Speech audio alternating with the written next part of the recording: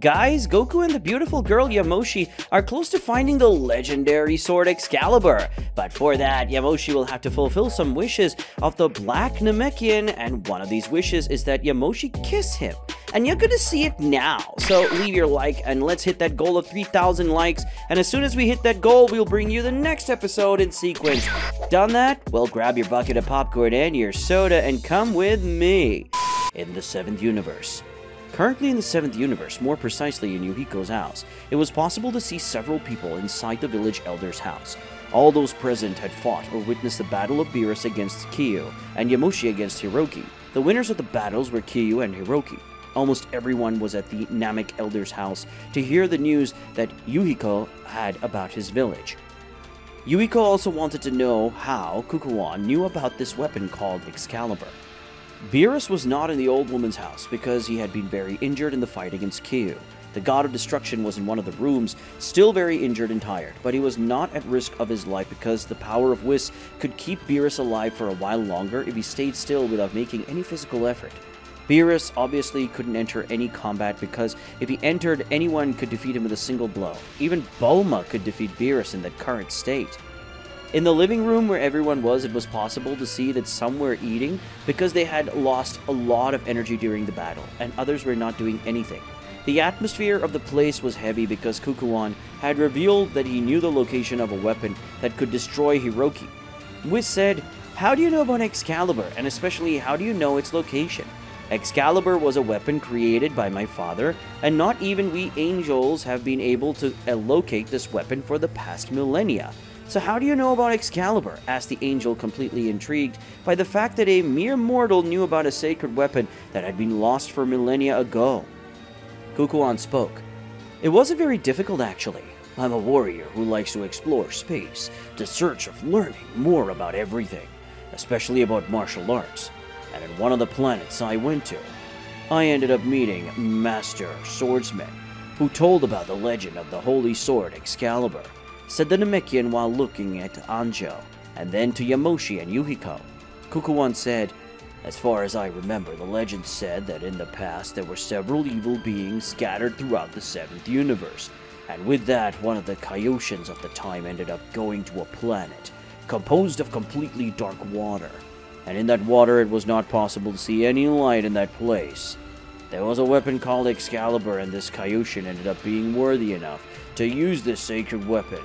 And in the middle of the dark lake, a great golden light appeared, and then a sword that emitted such pure power that could light up the dark world appeared," said the Namekian while remembering the way he had heard the story of the legendary sword. Kukulkan said, "According to what that guy said, this Kaioshin ended up using Excalibur to eliminate all evil beings. But this Kaioshin ended up being very injured, and because of those injuries, he ended up perishing. But before that happened, he used his power and he separated the sword into fragments and sent them to all sides of the 7th universe to prevent any evil being from trying to corrupt the sword. Because during the fight with those evil beings, the sword was almost corrupted by those beings. And to prevent that from happening, the Kaioshin divided the sword. If the sword was resembled, any corrupted fragment would be automatically purified," said the Namekian while looking at those present, who, when they heard that Excalibur was the weapon that could end Hiroki was fragmented, were surprised and shocked at the same time. Yamoshi said, "If Excalibur, the sacred sword that can defeat Hiroki, is fragmented, how are we going to use it?" said the Saiyan's ancestor angrily.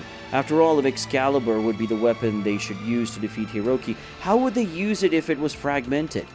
That was what was going through the minds of Yamoshi and the others present. Yuhiko said, "That's true, Kukulkan. How would we be able to use Excalibur if it's fragmented? And how would we find all the fragments of that sacred weapon before Hiroki and Kyu returned and destroyed the entire planet, along with all the inhabitants of our village?" asked the village elder, who was leaning against the wall in a corner of the place and stared at Kukulkan the whole time. Kukulkan spoke. "Before continuing with the questions, why don't you let me finish telling the story?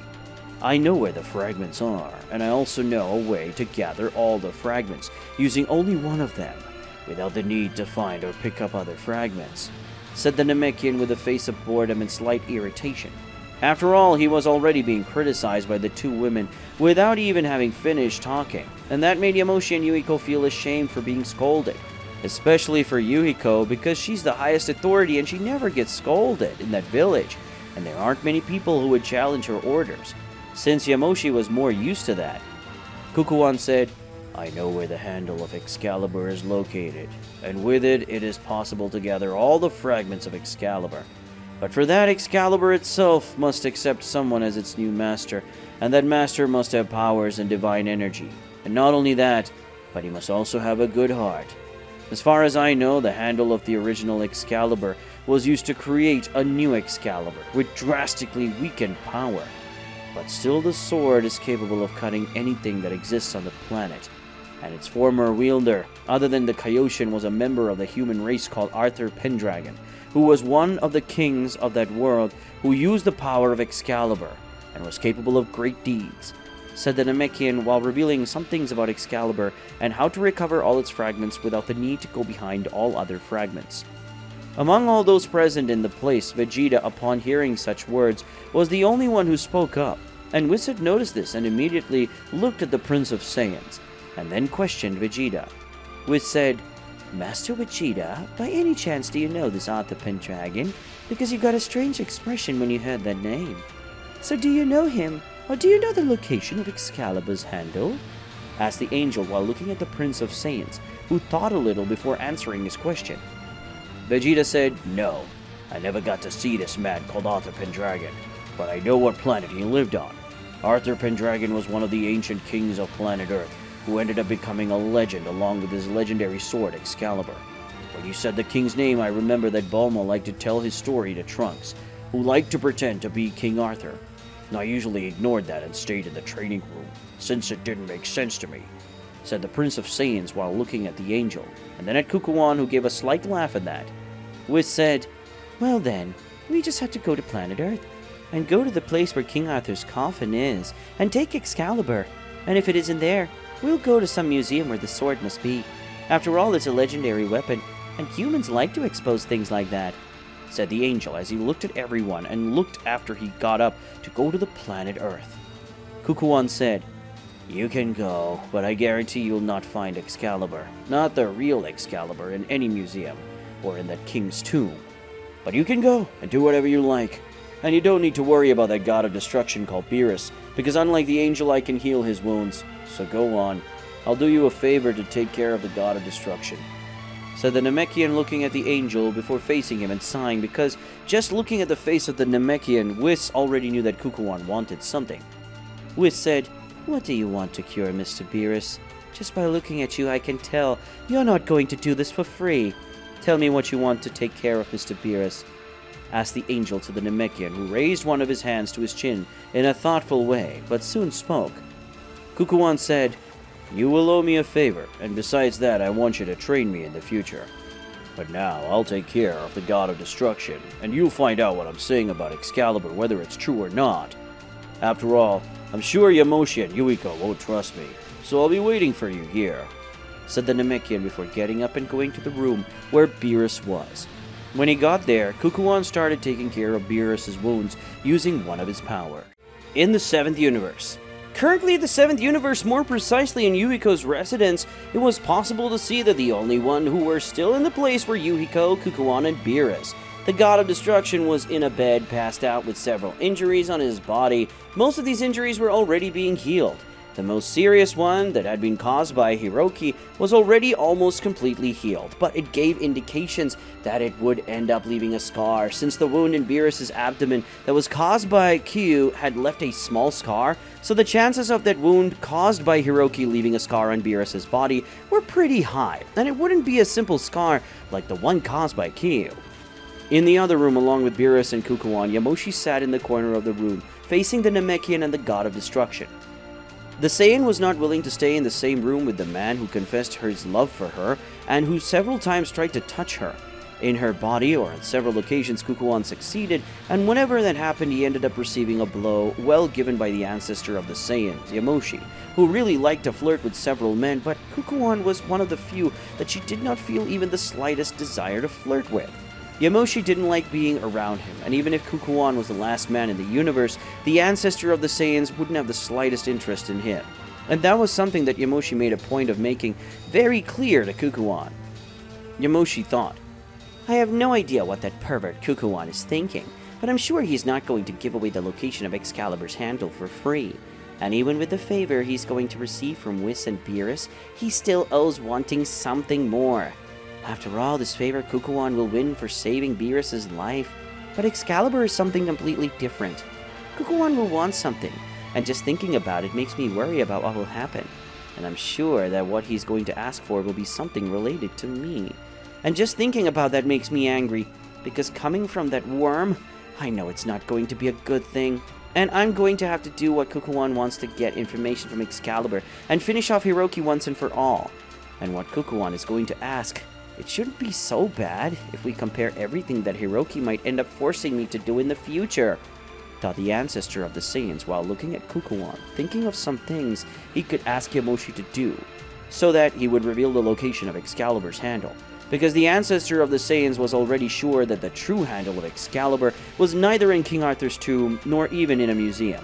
So whether or not she would have to obey Kukulkan's wishes for her friends to discover Excalibur's location. Yamoshi watched Kukulkan heal Beerus for long minutes, until Beerus' body was completely healed by Kukulkan. Yet Beerus' closed wounds ended up becoming scars. The wound created by Hiroki was the biggest scar that Beerus currently had on his body. But besides her, there were a few more small ones, like the one Kyu had created, when he made a cut in Beerus' abdomen, which coincidentally was the last attack Kyu had made before defeating Beerus hours ago. Kukulkan said, well, I did everything I could to heal all his injuries, but Beerus had some injuries that were too big, so those bigger ones ended up becoming scars. But that won't be a problem. After all, having a scar is not something as bad as some think, and it will even improve Beerus' look, which we agree is not very intimidating. So the scars will do him good, said the Namekian while looking at Beerus' body, and all that Kukulkan said was in a tone mocking the face of the god of destruction who was passed out on the bed. Even though he was healed, Beerus still had his energy at 0, and would not be able to wake up for some time. Yamoshi said, Alright, you already did what you promised to do, which was to heal Beerus, and scars are just after effects that you weren't able to heal completely. So what do you want in exchange for the location of Excalibur's cable? You and I aren't close, much less a best friends, and I know you're not going to give out Excalibur's location information for free. So just say what you want right away so I can think better about the situation and your wishes, because with all certainty you want something in exchange for the location of Excalibur's handle, asked the ancestor of the Saiyan, with a cold and calm tone at the same time, and when hearing that Kukulkan gave a slight laugh. After all, the ancestor of the Saiyan seemed to know Kukulkan much better than he was imagining. Kukulkan said, Wow, it seems that our last few years together and my attempts to win you over and have you as my wife made you learn a few things about me, and one of them is that I don't do anything for free. But how about we talk in the living room, or in another room if you prefer? I don't want to talk near the god of destruction. It'd be kind of strange to talk here, said the Namekian as he approached and looked at Yamoshi. Yamoshi said, Okay, let's go to the living room, and there we can talk a little, said the Saiyan ancestor while looking at the Namekian, who just accepted and followed Yamoshi to the living room. And when they got there, they sat both on the sofa. Yamoshi said, Now say at once what you want in exchange for Excalibur's location, Yamoshi said while looking at Kukulkan, who soon answered. Kukulkan said, Well, I'm going to tell you where Excalibur's cable is located, but for that I want 3 things first. I want you to go back to wearing those clothes you were wearing before you fought Beerus. I also want you to kiss me in front of all your friends, including Yuhiko. And after that I want you to ask me for forgiveness for all the times you rejected and humiliate me. And you will have to do it all in front of all these villagers. And you will also have to accept marrying me, said the Namekian with an arrogant smile on his face as he looked at Yamoshi, who upon hearing that, the ancestor of the Saiyans wanted to finish off Kukulkan, but she controlled her own anger. Yamoshi said, Okay, I accept your proposal. I'll change, said the ancestor of the Saiyans, soon leaving the place and going to one of the rooms. And after a few seconds she returned to the living room, already with her clothes changed. Kukulkan spoke.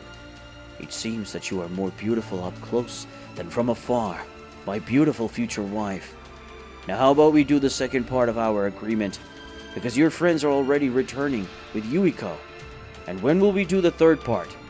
Kukulkan said as he approached Yamoshi, started stroking her face, something she clearly wasn't enjoying, but was endearing for the sake of her friends, and to put an end to Hiroki.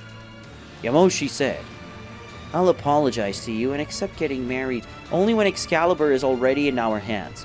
Until then, we won't be engaged or anything else like that. After all, you could be lying about Excalibur.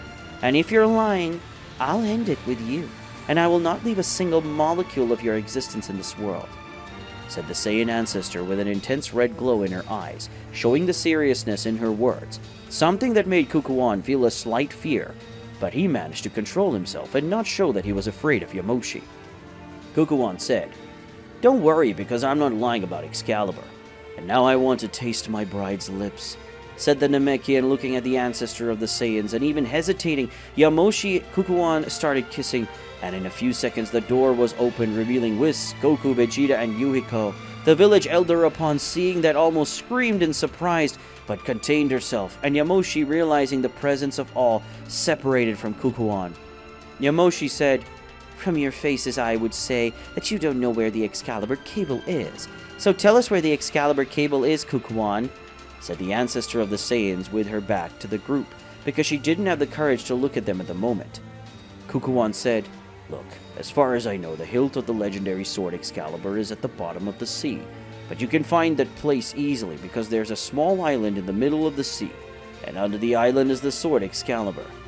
But only beings who possess divine powers and pure heart can remove it from the spot, said the Namekian while looking at everyone present, and soon one of them remembered something. Goku said, A small island in the middle of the sea? I know where that is. That's Master Roshi's island, said the Saiyan, already knowing where the place of Excalibur would be. With that, we end today's video. If you want to see the continuation of this incredible story, leave a lot of likes in the video and comment, and don't forget to subscribe to the channel. See you another day, guys!